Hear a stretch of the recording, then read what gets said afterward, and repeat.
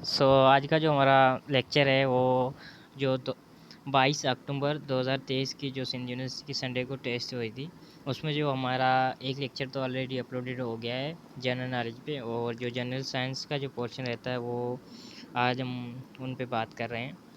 तो इसमें जो एमसीक्यूज़ आए थे, तो जनरल साइंस का अक्सर जो पोर्शन होता है वो तो सिंपल सा ही होता है, इतने ट्रिकी एमसीक्यूज़ नहीं होते, ना ही कोई हार्ड होता है, जस्ट इजी पोर्शन होता है। लेकिन आता भी जनरल साइंस से होती है, 7th 8th क्लास सारी चीज़ें यहीं से आती है। फिर भी देख लेते हैं कि कौन से एमसीक्यूज़ आए थे। देखो यहाँ पे कुछ एमसीक्यूज़ लिखे पड़े हुए हैं, तो वो ब्लर नज़र आ रहे हैं, सही तरह से दिख नहीं है वर्ड। तो मैं जस्ट जो वर्ड्स में जो मेरा वॉइस है, जो आप उनको कैच कर लें, तो आपको ये जो एमसीक्यूज़ लिखे पड़े हैं वो समझ में आ जाएंगे। मैं रीड आउट करता जाऊंगा, आप जस्ट एमसीक्यूज़ समझ जाएंगे फिर, और आंसर भी मैं बताता जा रहा हूँ। तो इसमें जो फर्स्ट एमसीक्यूज़ है, अगर आप हमारे को पता है कि जो कलर्स प्राइमरी होते हैं वो कितने होते हैं, 3 होते हैं। कौन से? रेड, ग्रीन और ब्लू होते हैं। तो उसमें अगर हम येलो और ग्रीन होते हैं, उनको हम अगर मिक्सअप कर दें तो कौन सा कलर बनेगा? यही जो फर्स्ट एमसीक्यू है वो यही बोल रहा है कि अगर येलो और ग्रीन को हम मिक्सअप कर दे तो कौन सा कलर बनेगा। तो इसमें जो फर्स्ट में जो लिखा पड़ा हुआ है, ए जो आंसर है वो लाइम कलर, ठीक है। तो इसका आंसर जो होगा वो ए होगा, लाइम कलर होगा।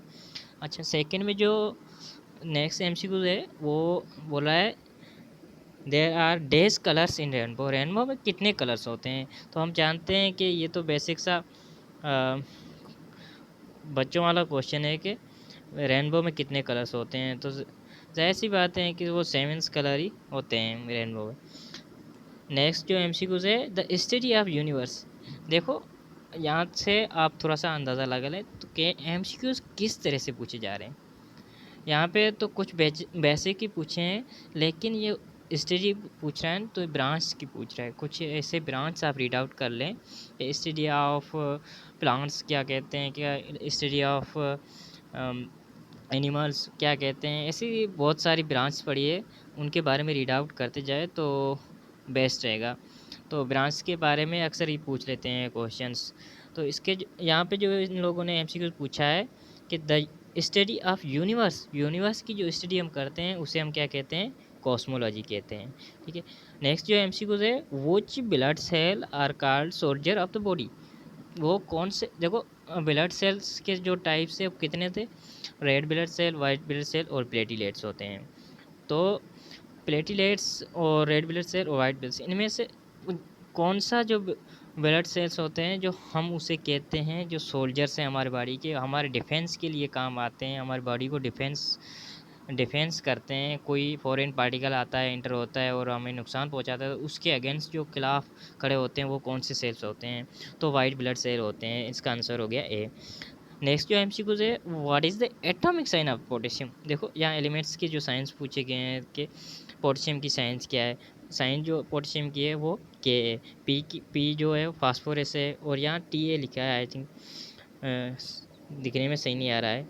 और लास्ट में जो लिखा है पी बी, जो पलबम या लेड अमशिया भी कहते हैं। अच्छा, आगे चलते हैं।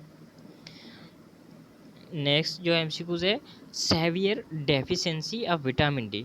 विटामिन डी, जो विटामिन्स के भी एमसीक्यूज पूछे जाते हैं, तो आप थोड़ा सा बेसिक्स ओवरव्यू ले लें। जो उनके जो मैंने बताई भी थी आपको कि विटामिन्स के एमसीक्यूज मोस्टली पूछे जाते हैं। तो यहाँ पे डेफिशिएंसी पूछी जा रही है कि विटामिन डी की डेफिशिएंसी होती है तो कौन सी बीमारी होती है? तो रिकेट्स होती है, ठीक है। कौन सी? रिकेट्स होती है। अच्छा, इसका भी किस वजह से होती है? इसका भी अक्सर का विटामिन सी की जो लो लेवल होती है तब हो जाती है, और नाइट ब्लाइंडनेस विटामिन ए की जो कमी होती है तब नाइट ब्लाइंडनेस हो जाती है। अच्छा, नेक्स्ट जो एमसीक्यू है, which of the following gases is dissolve in water. Water में कौन सी गैसें डिजोल्व होती है? वाटर में तो ये सारी ऑक्सीजन, कार्बन डाइऑक्साइड, नाइट्रोजन, ये सारी की सारी चीज़ें जो ये गैसेस होती है वो इन्वॉल्व होती है। तो इसका आंसर हो गया डी। नेक्स्ट जो एमसीक्यू है, which planet is called as a sister of the earth. देखो यहाँ प्लेनेट की एमसीक्यू पूछे जा रहे हैं, तो यहाँ पूछ रहा है कि कौन सा प्लेनेट है जिसे हम सिस्टर ऑफ अर्थ भी कहते हैं। तो वो है वीनस। ठीक है। और नेक्स्ट जो एमसीक्यूज है, diamond are made up of, diamond जो किसका बना होता है, कार्बन का बना होता है। तो आगे चलते हैं, यहाँ पूछा है 1/100 मीटर इज इक्वल टू, तो देखो 1/100 मीटर तो लिखा है, लेकिन आप सामने देखें कि वो सेंटीमीटर का पूछ रहा है या मीटर का पूछ रहा है। अगर 1/100 वो कितने मीटर्स के बराबर होगा, तो हम इनको डिवाइड कर लेंगे तो 0.01 मीटर के बराबर होगा, मीटर में आंसर। लेकिन यहाँ तो क्या पूछ रहा है, कितने सेंटीमीटर के बराबर होगा। तो हम जानते हैं कि जो 100 सेंटीमीटर होते हैं, 100 सेंटीमीटर होते हैं, वो 1 मीटर के बराबर होते हैं।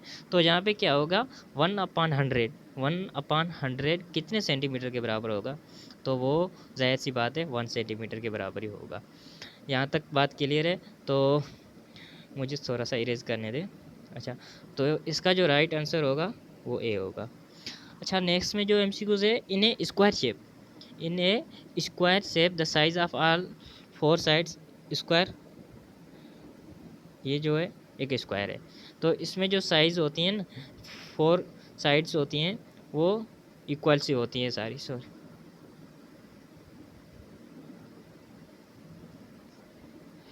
4 साइड्स जो होती है वो इक्वल सी होती है। तो इसका आंसर हो गया all sides are equal. Next जो एमसीक्यूज है, उसमें लिखा हुआ है cusec is a unit use to measure the amount of water release from the reservoir. अगर कोई पानी है, पानी में अगर कोई दरिया है, तो हम दरिया में पानी है तो उसको हम मेज़र करते हैं कि कितना क्यूसिक इसमें पानी पड़ा है। क्यूसिक हम अक्सर जो वाटर्स की अमाउंट को मेयर करने के लिए यूनिट यूज़ करते हैं। तो वो बोल रहा है वो किसके स्टैंड फॉर, वो कितने क्यूबिक सेंटीमीटर पर सेकंड के स्क्वायर के बराबर है या किसके बराबर है। तो क्यूसिक जो होता है क्यूबिक फुट पर सेकंड के बराबर होता है, क्यूबिक फुट पर सेकंड। या कौन सा एमसीक्यू का आंसर होगा, क्यूबिक मीटर पर सेकंड, क्यूबिक सेंटीमीटर और लीटर पर सेकंड। सो इसमें तो मुझे समझ नहीं आ रहा, आई थिंक इसका आंसर जो होगा वो ए होगा। ठीक है, यहाँ क्यूबिक मीटर पर सेकंड डी में भी लिखा पड़ा है, इसका आंसर सही मुझे नहीं, आप कंफर्म कर लेना। लेकिन नेक्स्ट जो एमसीक्यूज है वो बोला है the medical doctor who is specialist of I site.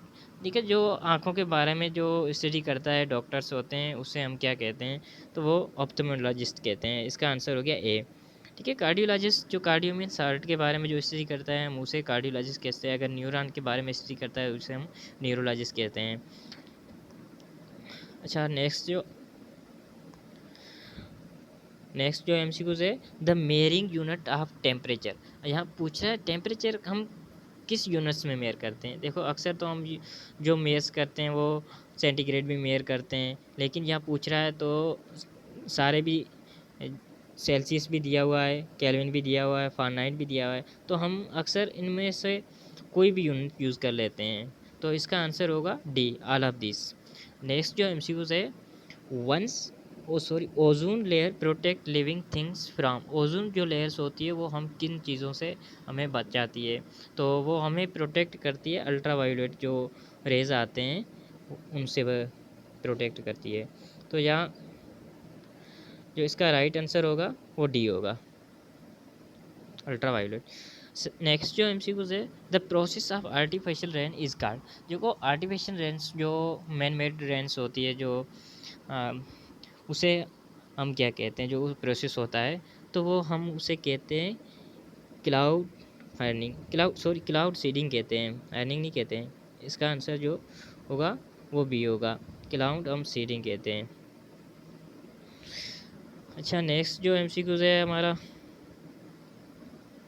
Sorry 1 minute. Next जो एमसीक्यूज है, dash is use to clean ice from the roads. अगर रोड्स पर आइस पड़ी है तो हम कौन सी चीज़ उसे यूज़ करेंगे कि उसे क्लीन करें, तो वहाँ हम यूज़ करते हैं मोस्टली साल्ट ही यूज़ करते हैं। नेक्स्ट जो एमसीक्यूज है, a mineral which help in making red blood cell. Red blood cell में जो अक्सर वो कौन सा जो मिनरल्स होता है जो रेड ब्लड सेल को बनने में हेल्प करता है, तो वो आयरन ही होता है, मोस्टली आयरन का ही रोल होता है। नेक्स्ट जो एमसीक्यूज है, प्लॉटर इज़ एन एग्जांपल। देखो यहाँ कंप्यूटर के भी एमसीक्यूज पूछे जा रहे हैं। ये लास्ट में जो दो एमसीक्यूज पढ़े हैं वो कंप्यूटर के बारे में पूछे गए हैं।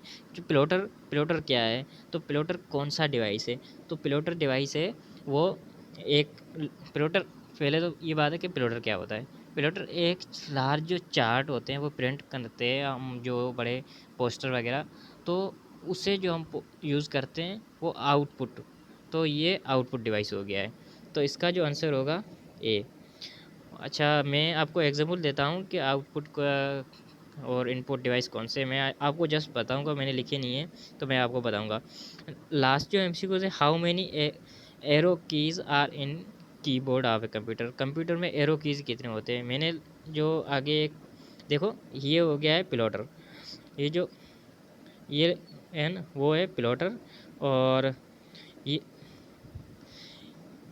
ये जो कीबोर्ड है, कीबोर्ड में देखो यहाँ पे 4 एरो लगे पड़े हैं, तो उसका जो आंसर होगा कितने एरो होते हैं कीबोर्ड में, वो 4 होते हैं आंसर। ठीक है, तो मैं आपको एक थोड़ा सा ओवरव्यू दे दूँ कि इनपुट और आउटपुट डिवाइस कौन से होते हैं। इनपुट डिवाइस में आ जाता है माउस, ठीक है, कीबोर्ड आ जाता है, माइक आ जाता है। अगर मैं अभी लेक्चर बना रहा हूँ तो माइक यूज़ कर रहा हूँ मैं। इनपुट डिवाइस का काम क्या आता है, डेटा को कंप्यूटर को देता है, ठीक है, यूज़र से लेके कंप्यूटर को देता है। और आउटपुट डिवाइस का काम क्या होता है, कंप्यूटर से डेटा लेकर यूज़र को देता है।